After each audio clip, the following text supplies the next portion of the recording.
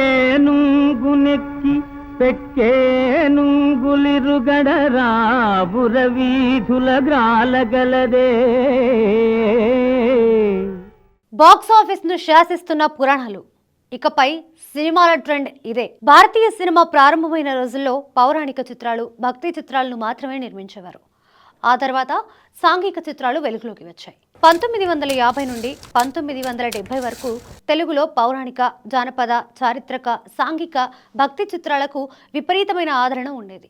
1970వ దశకం నుండి విభిన్న కథాంశాలతో వస్తున్న సాంఘిక చిత్రాల హవా పెరిగింది. అయితే మధ్యలో కొన్ని పౌరాణిక, జానపద, భక్తి చిత్రాలు కూడా వచ్చాయి. అంతకుముందు 20 సంవత్సరాలు వచ్చిన సినిమాలతో పోలిస్తే వాటి శాతం తక్కువ అని చెప్పాలి. ఆ తర్వాత కుటుంబ కథ చిత్రాలు, విభిన్నమైన కథలతో రూపొందించే సినిమాల నుంచి కమర్షియల్ సినిమాల వైపు తెలుగు సినిమా ప్రయాణం మొదలైంది.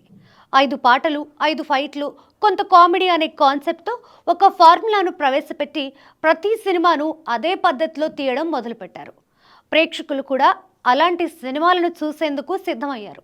కొన్ని సంవత్సరాల పాటు ఇదే తరహా సినిమాలు వచ్చాయి. ఆ తర్వాత ఆ ఫార్ములాలో కొద్దిగా మార్పులు చేసి హీరోని ప్రధానంగా చూపించే సినిమాలు మొదలయ్యాయి. హీరో అంటే మహాశక్తి స్వరూపుడు అని చూపించే ప్రయత్నాలు మొదలుపెట్టారు. ఎంతమందినైనా ఒంటి చేత్తో మట్టి కరిపించగల సత్తా ఉన్న హీరోగా ఎస్టాబ్లిష్ చేస్తూ వస్తున్నారు. ఆ తర్వాత ఫ్యాక్షన్ పేరుతో పగ, ప్రతీకారాలు ప్రధాన అంశాలుగా సినిమాలు రూపొందించారు. దాదాపు 20 సంవత్సరాలు ఇదే తరహా సినిమాలు రాజ్యమేలాయి.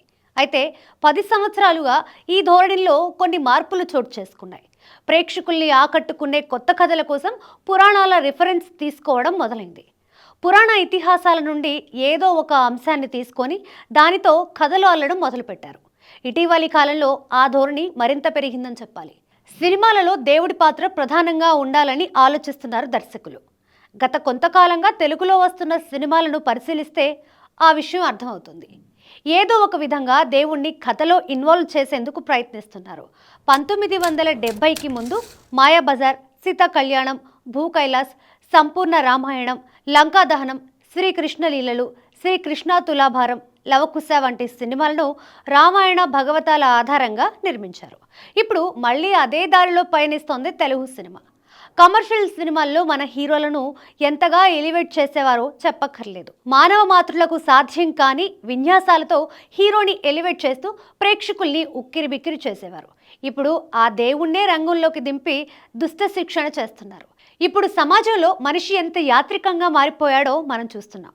అనేక మానసికమైన ఒత్తిళ్లతో సతమతమవుతున్న మనిషి సినిమాల ద్వారా వినోదం కంటే మానసిక ప్రశాంతత కోరుకుంటున్నాడు. పురాణ ఇతివృత్తంతో చేసిన సినిమాలు కొంతమేర ప్రేక్షకులకు ఊరటను కలిగిస్తున్నాయి. ఆ మధ్య వచ్చిన హనుమాన్, మిరాయ్, కార్తికేయ 2 వంటి సినిమాలు దానికి ఉదాహరణగా చెప్పుకోవచ్చు. ఈ తరహా సినిమాలు తెలుగులోనే కాదు, ఇతర భాషల్లోనూ సంచలనాలు సృష్టిస్తున్నాయి. యంగ్ హీరోలతో పాటు టాప్ హీరోలు కూడా పురాణ ఇతిహాసాల ఆధారంగా నిర్మించే సినిమాల వైపు మొగ్గు చూపిస్తున్నారు. ప్రభాస్ కోసం ఈ తరహా కథలు ఓ 1/2 డజన్ వరకు సిద్ధంగా ఉన్నాయని తెలుస్తోంది. ప్రభాస్ చేసిన ఆదిపురుష్, కల్కి వంటి సినిమాలు అలా వచ్చినవే. శివపురాణం ఆధారంగా మంచు విష్ణు, కన్నప్ప తెరకెక్కింది. మరోవైపు రణ్వీర్ కపూర్ శ్రీరాముడిగా, సాయి పల్లవి సీతాగా, యష్ రావణాసురుడిగా రామాయణ చిత్రాన్ని రూపొందిస్తున్నారు నితీష్ తివారీ.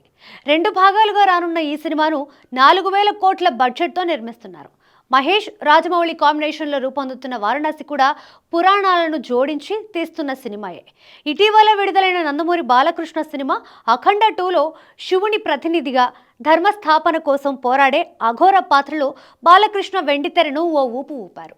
నిఖిల్, సిద్ధార్థ, కార్తికేయ 3 కూడా త్వరలోనే పట్టాలెక్కనుంది.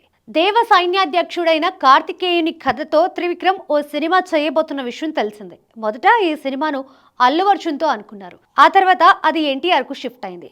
ఏం జరిగిందో తెలియదు కానీ మళ్ళీ ఆ ప్రాజెక్ట్ అల్లు అర్జున్ దగ్గరికే వచ్చింది. సూపర్ పవర్స్ ఉన్న హీరోలుగా హాలీవుడ్లో సూపర్ మ్యాన్, బ్యాట్మ్యాన్ వంటి సినిమాలు వచ్చాయి. అయితే మన పురాణాల్లోనే సూపర్ హీరోలు ఉన్నారు కాబట్టి ప్రశాంత్ వర్మ హనుమాన్ని సూపర్ హీరోగా చూపించారు. ఈ సినిమాకు ప్రపంచవ్యాప్తంగా విపరీతమైన ఆదరణ లభించింది. 100 కోట్లు కలెక్ట్ చేసి అందరికీ షాక్ ఇచ్చింది. ఈ సినిమాకి సీక్వెల్గా జై హనుమాన్ చిత్రాన్ని నిర్మిస్తున్నారు. రిషబ్ శెట్టి ఈ చిత్రంలో ప్రధాన పాత్ర పోషిస్తున్నారు. తన సినిమాటిక్ యూనివర్స్ పతాకం కింద భవిష్యత్తులో మరిన్ని పౌరాణిక నేపథ్య చిత్రాలు తీయబోతున్నట్లు ప్రశాంత్ వర్మ ప్రకటించారు. ఇప్పటికే మహాకాళి పేరుతో ఓ సినిమా చేస్తున్నారు. తేజ సజ్జాతోనే కార్తిక్ ఘట్టమనేని చేసిన మిరాయి చిత్రాన్ని కూడా రామాయణంతో ముడిపెట్టారు. ఈ సినిమా సౌత్ లోనే కాదు, నార్త్ లోనూ పెద్ద విజయం సాధించింది. పురాణాలతో ముడిపడిన కథల్లోనే సస్పెన్స్, హర్రర్, గోస్ట్ వంటి ఎలివేషన్స్ ని జోడిస్తూ ప్రేక్షకుల్ని థ్రిల్ చేయడమే ఇండియాలోని చాలా మంది మేకర్స్ లక్ష్యంగా కనిపిస్తోంది. కార్తిక్ దండు దర్శకత్వంలో నాగ చైతన్య హీరోగా రాబోతున్న వృషకర్మ అలాంటి సినిమాయే. మెగాస్టార్ చిరంజీవి విశ్వంభర కూడా పురాణాల ఆధారంగా రూపొందుతున్న సినిమా అని తెలుస్తోంది. విష్ణు పురాణం నేపథ్యంగా రూపొందుతున్న నాగబంధం అనే భారీ బడ్జెట్ సినిమా ప్రస్తుతం నిర్మాణ దశలో ఉంది. విరాట్ కర్ణ ఇందులో కథానాయకుడు. బెల్లంకొండ శ్రీనివాస్ హైందవలోనూ పురాణ ప్రస్తావనలు ఉన్నాయని తెలుస్తోంది.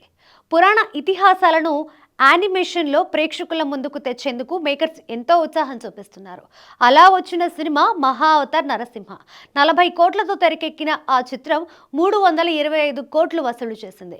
మహా అవతార్ సినిమాటిక్ యూనివర్స్ నుంచి త్వరలోనే మిగిలిన 9 దశావతారాల కథలు రాబోతున్నాయి. దర్శకుడు చందు మొండెట్టి వాయుపుత్ర పేరుతో హనుమంతుని జీవితాన్ని యానిమేటెడ్ సినిమాగా తీర్చిదిద్దే ప్రయత్నాలు ప్రారంభించారు. ఈ మధ్య నెట్ఫ్లిక్స్ వేదికగా విడుదలైన కురుక్షేత్ర వెబ్ సిరీస్లో 18 రోజుల కురుక్షేత్ర సంగ్రామాన్ని 18 పాత్రలతో చెప్పించారు.